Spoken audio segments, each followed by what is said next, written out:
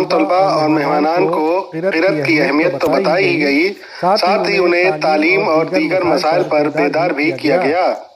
क़िरात जो है दर हकीकत तजवीद, इसका ताल्लुक़ तजवीद से है। तो ज़बान जो होती है ना, पहले ज़बान के जो पढ़ने का तरीक़ा होता है उसका जो शोबा है कुरान करीम के अंदर, अरबी के अंदर, वो क़िरात और तजवीज़ से मुताल्लिक़ है। अगर इसको नहीं सीखेंगे तो गोया कि कुरान करीम सही नहीं पढ़ पाएंगे और जो प्रोनंसिएशन और जो है बोलने का अंदाज़ वो गलत हो जाएगा। ऐसे कुरान करीम के तलफ़्फ़ुज़ में अगर गलती करेंगे, तजवीद नहीं आती है तो मानी ख़राब हो जाएंगे, कहना कुछ होगा हो कुछ जाएगा, यानी उल्टा हो जाएगा एक चीज़। और इसी का दूसरा शोबा क़िरात है, हुस्न खूबी के साथ अच्छे अंदाज में कुरान करीम पढ़ना।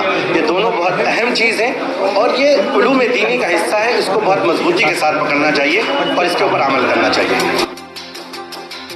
भारत के लिए बाराबंकी से मोहम्मद उमैर की रिपोर्ट।